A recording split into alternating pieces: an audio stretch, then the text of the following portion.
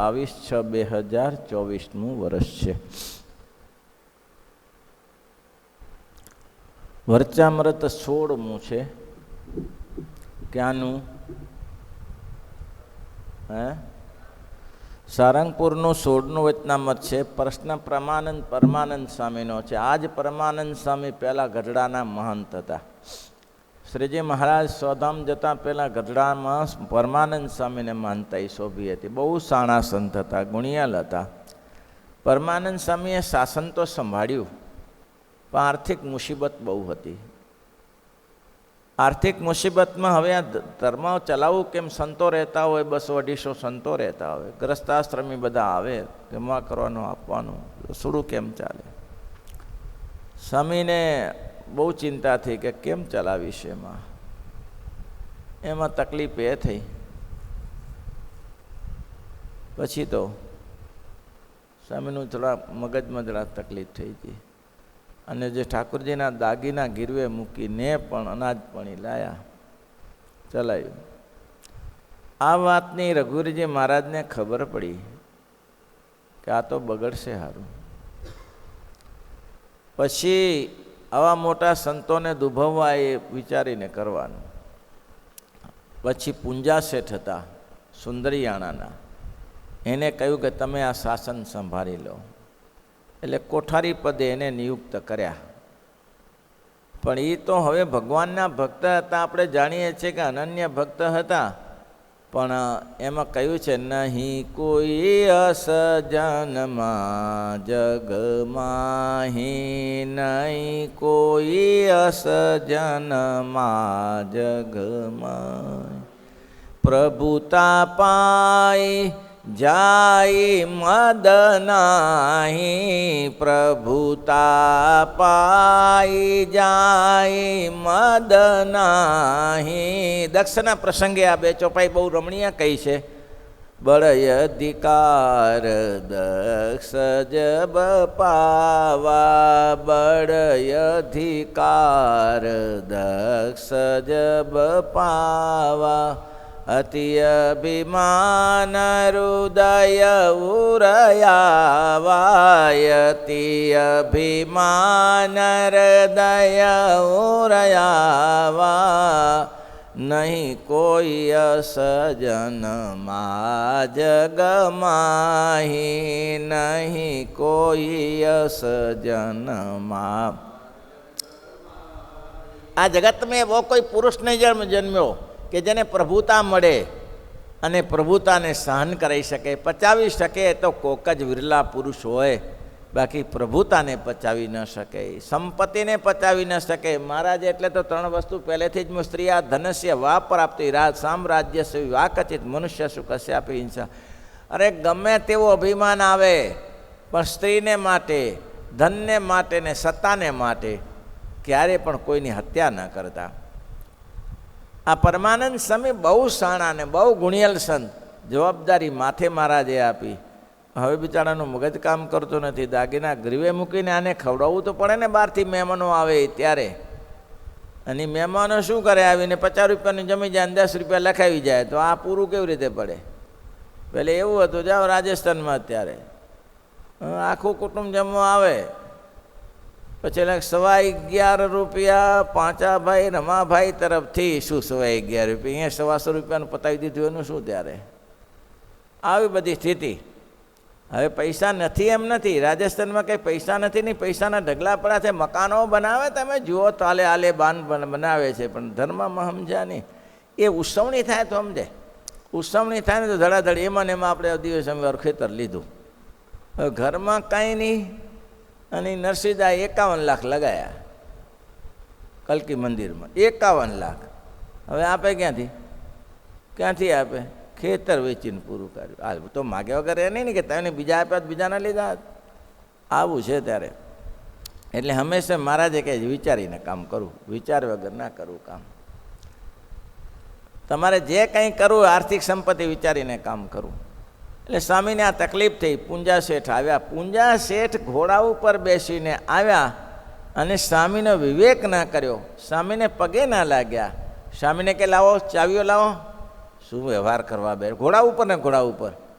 એટલે સ્વામીએ તો તે ચાવીનો જુડો હાથમાં હતો, એ પૂંજાશેઠને નાખ્યો ખોળામાં કે લ્યો, અને આ શાસન ચલાવ્યું.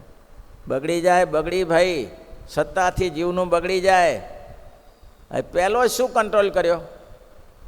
સાધુને આસને જે સીધું જ્યાં જમવાનું જતું હતું એ બંધ કરાવ્યું.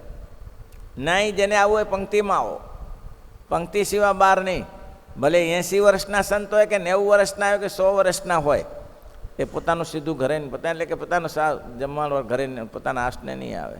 હવે બિચારા સંતો હેડી ન શકે, ચાલી ન શકે, એના શિષ્યો લઈ જાય, એમાં ઉપદ્રવ કર્યો.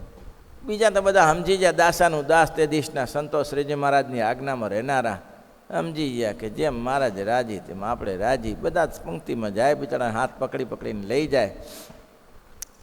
પણ આ પ્રેમાનંદ સ્વામીની મોટી તકલીફ.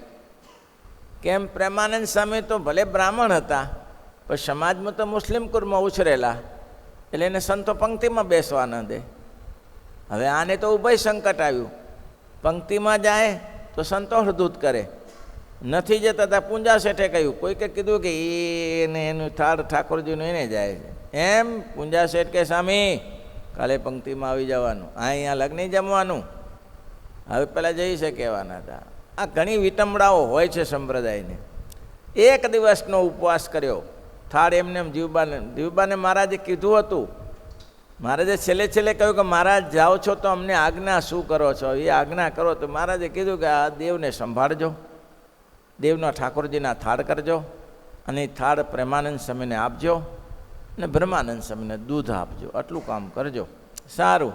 હવે ઠાકોરજીનો થાળ જે ગોપીનાથનો થાળ થાય, પેલો પ્રેમાનંદ સ્વામી પાસે જાય. આ ઇતિહાસ છે સંપ્રદાયમાં, એ જ વાગોડું છું. પ્રેમાનંદ સ્વામી પ્રસાદ જે લેવો હોય લઈને પછી જીવબાને પ્રસાદ મોકલાઈ દે પાછો. હવે આમાંથી ને આમાંથી પૂંજા શેઠ કહ્યું, સ્વામી આ નહીં ચાલે, આ હું નહીં ચલાવું. તમારે છે ને ડાયરેક્ટ જ ત્યાં પંક્તિમાં પહોંચી જવું. 2 દિવસના ઉપવાસ કર્યા. બીજે દિવસે જીવબા કે કાલે થાળ એમને આપ્યો, આજે થાળ એમને આપ્યો. પ્રેમાનંદ સ્વામી કંઈ બીમાર છે કે શું? તો કોઈકે કીધું કે બાઈ બીમાર નથી, પણ પૂંજા શેઠે ઓર્ડર કર્યો છે કે દરેકને પંક્તિમાં આવું, અને એ પંક્તિમાં જઈ શકતા નથી. પૂંજો તો કચરો કહેવાય. જીવબા બોલ્યા, પૂંજો તો કચરો કહેવાય. એને શું મહારાજની આજ્ઞાની ખબર પડે? એ પૂંજો વળી એમ કે તમે પંક્તિમાં આવજો. પૂંજો તો પૂંજો જ રહ્યો.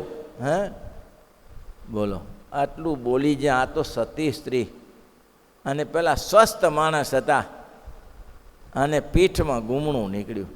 તે ગુમણું નીકળ્યું નારિયેલ જેવડું, અને એમ કહેવાય કે મહિના દિવસો ઉકળી ગયા. માફી માગી જીવબાની. ખબર પડી જાય કે અપરાધથી આ થયું છે.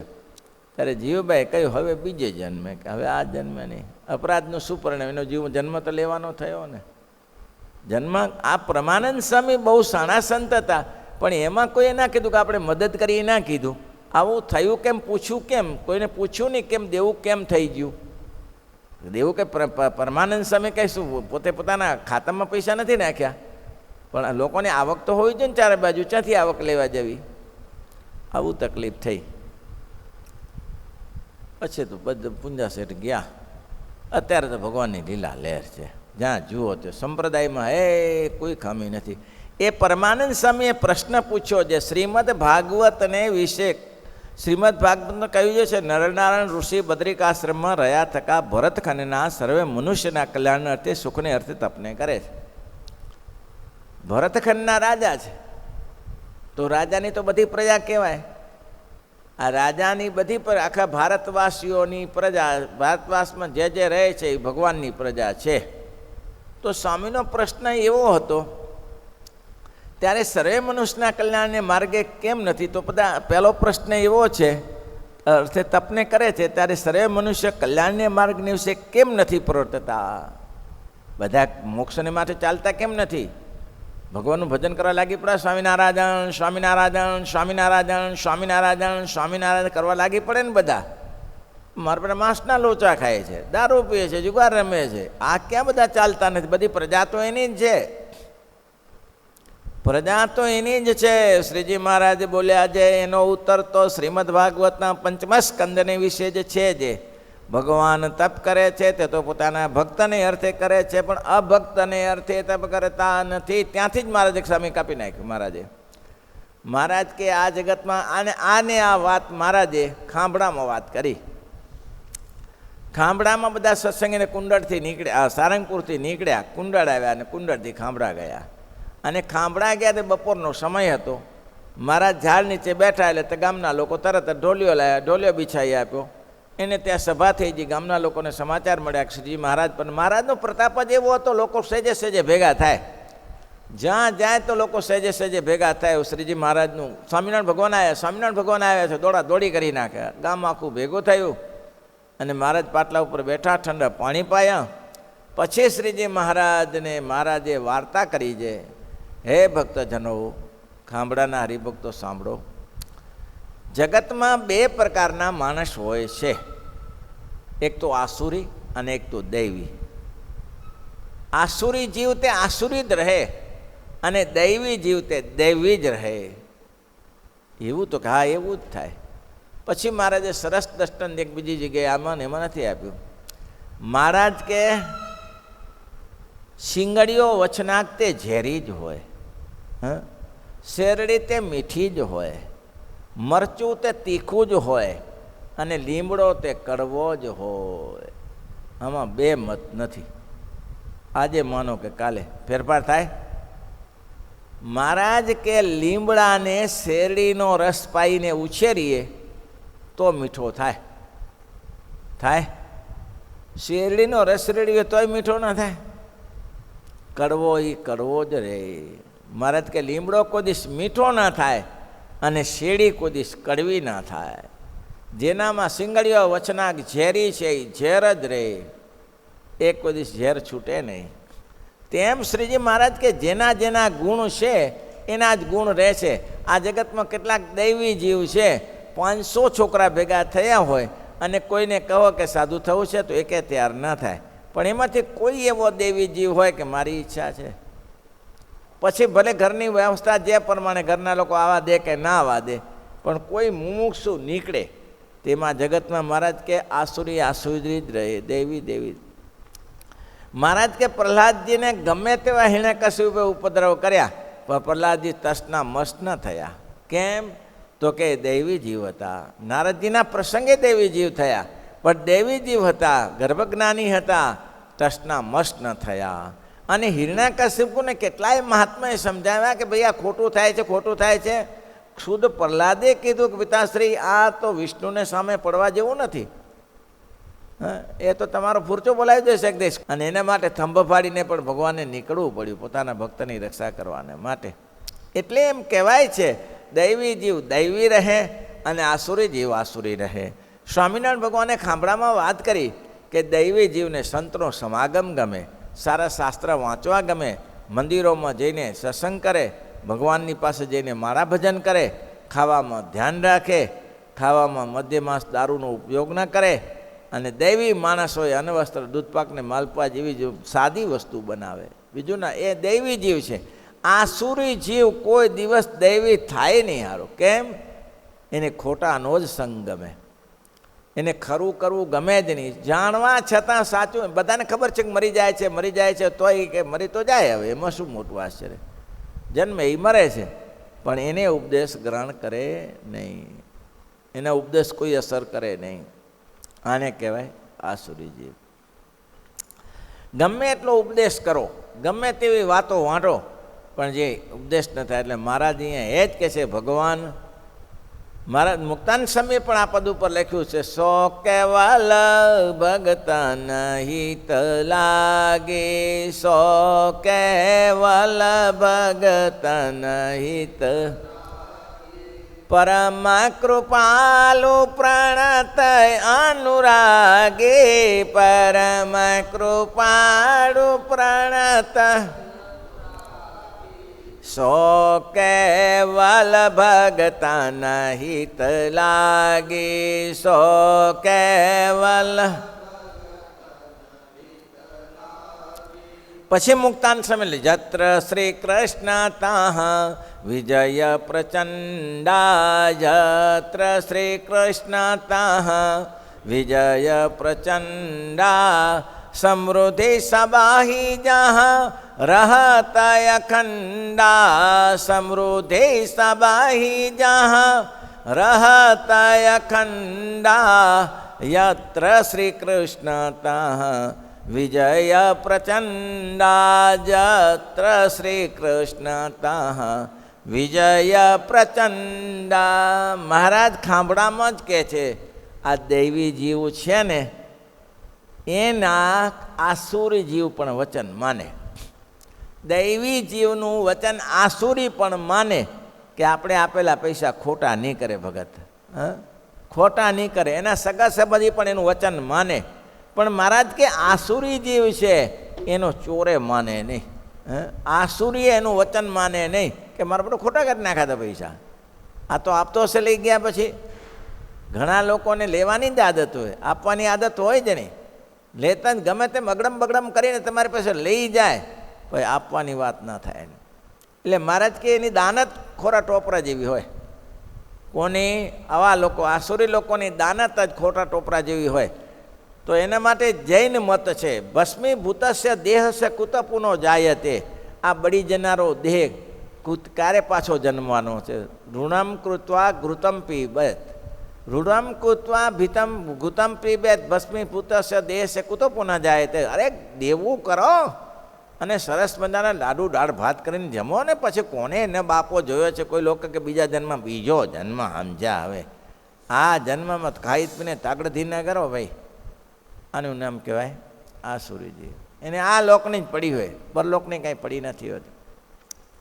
પણ મુક્તાનંદ સ્વામી કે એની પાસે ક્યારે સમૃદ્ધિ? જત્ર શ્રી કૃષ્ણ તાહ, ગીતાનો શ્લોક છેલ્લો છેલ્લે જજમેન્ટમાં, યત્ર શ્રી કૃષ્ણ તાહ વિજય પ્રચંડા, જત્ર શ્રી કૃષ્ણ તાહ વિજય પ્રસંદા, સમૃદ્ધિ સબાહી જहाँ રખત અખંડા, સમૃદ્ધિ સબાહી જहाँ રહત અખંડા, યત્ર શ્રી કૃષ્ણ તાહ વિજય પ્રચંડા, યત્ર શ્રી કૃષ્ણ તાહ વિજય.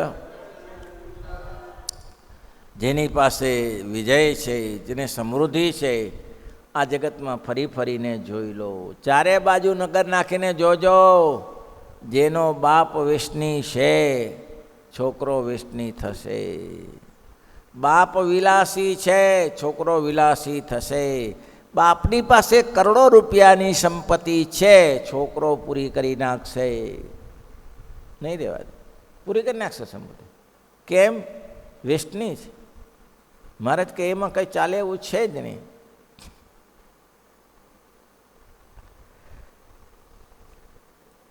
મહિષ ઋષિ થઈ ગયા. મહિષ ઋષિ તપ કરતા હતા. મહિષ ઋષિ તપ કરતા હતા. એક મૂર્ખ માણસે એની મૂર્તિઓ લઈ લીધી. ભજન સવારે પૂજામાં બેઠેલા શાલાગ્રામની મૂર્તિની પૂજાને હરિકૃષ્ણ મહારાજની મૂર્તિ જે પોતાના ઈષ્ટની વિષ્ણુની મૂર્તિ હશે ને લઈ લીધી. લઈ હે કરતો કૂવામાં નાખી આવ્યો. બોલો શું લાભ થયો? કૂવામાં નાખી આવ્યો મૂર્તિઓ. ઋષિ તો ધ્યાનમાં બેઠા હતા. જાગ્યા હતા, મૂર્તિઓ ક્યાં ગઈ? આ કોણ લઈ જાઓ? તો એને ખબર પડી કે આ તો પેલો ઉદ્ધત રુદ્ધણનો છોકરો, એને મારા બેટાએ મૂર્તિ. હવે પહેલાં એ રુદ્ધણ છે ને એને તપ કરેલો અને તપ કરીને એના દીકરાની આયુષ્ય માગેલી. તે આયુષ્ય એટલી માગી કે મારા દીકરાની એવી આયુષ્ય મળે, આજીવન રહે, મરે જ નહીં. ત્યારે બ્રહ્માજીએ કહ્યું એ તો મને મરવાનું છે, તારા છોકરાને છે જીવતો રાખો. મારી 50 વર્ષની 100 વર્ષની આવરદા થશે ત્યારે મારે ઉપર જવાનું છે, આને હું જીવતો ક્યાંથી રાખું? તો કે મારે આવવું જોઈએ છે. એ બીજું કંઈક માગ. મોટો પહાડ હિમાલય જેવો હતો. એને કીધું કે આ પહાડ જો કોઈ તોડી નાખે તો મારો છોકરો મળે. એને એમ કે આ પહાડ કોણ તોડશે? હવે આ મૂર્તિઓ મારો બેટો લઈ ગયો, મહેશ જોગીની મૂર્તિઓ લઈ જતો, જોગી ધ્યાન કરીને જોયું તો ખબર પડી કે આ તો રૂઢણનો છોકરો છે. એમ મારા બેટો ઉદ્ધત તો કે મરે એમ છે નહીં. ઋષિનું એને તપ કર્યું બ્રહ્માજી પાસે, આમ છીક ખાધીને લાખો પાડા ઊભા કરે, એવા શિંગડાવાળા પાડા. પહાડ શું પહાડના બાપને તોડી નાખ્યો, રીયો ફીયો કરી નાખ્યો પહાડને. એટલે મહારાજ કે મોટા પુરુષ કુપિત થાય એ જે થયું હોય તે, પણ મોટા પુરુષ કુપિત થાય તો ગમે તેવી આવરદા, ગમે તેવું તપ બળીને ભસ્મ થઈ જાય છે. આ વચનામૃતનો મુદ્દો એ છે કે ભાઈ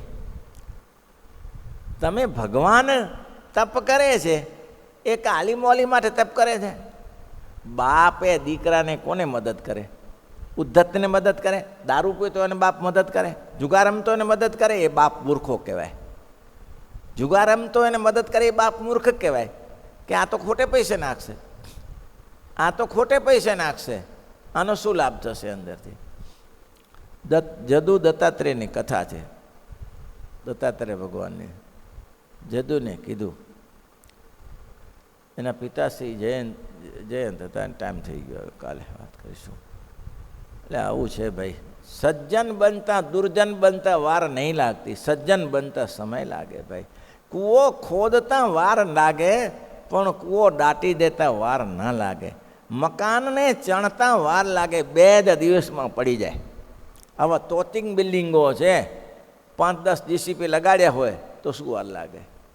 એને તોડતા વાર ના લાગે, જોડતા વાર લાગે ભાઈ. અને એટલા જ માટે મોટા સંતો કહેતા કે શીખવું તો જોડતા શીખીએ, કોઈને તોડતા ના શીખીએ. આ સૂત્ર ગોખી રાખવું કે મારા જીવનમાં હું કોઈનું તોડીશ નહીં, બની શકે તો જોડીશ, પણ તોડીશ તો નહીં. હું તોડવા જઈશ તો મારું તૂટી જશે. જે તોડે છે એને પોતાનું તૂટી જાય. જેને બીજાને હેરાન કર્યા છે એ હેરાન થયા છે. જોઈ લો, ફરીને જુઓ, ફરીને જુઓ કે જેને સમાજને હેરાન કર્યો છે એ પછી સુખેથી મર્યો હોય એવું મેં જોયું નથી. એ મરે, રોદણા રોતો જ મરે, બચાવો કરતો મરે. માટે કર્મ સારું કરો. એટલે આ જગતમાં મહારાજ કહે છે હું તપ કરું છું, મહારાજ કે મદદ એને કરું કે મારો સત્સંગી છે તેને મદદ. અને વ્યાસમુનિએ પણ ભાગવતમાં લખ્યું સજ્જનેષુ અસ્તિ પક્ષપાત. હું સજ્જનનો પક્ષપાત કરું છું, હું દુર્જનનો પક્ષપાત કરતો નથી. શ્રીપતિ શ્રીધરામ.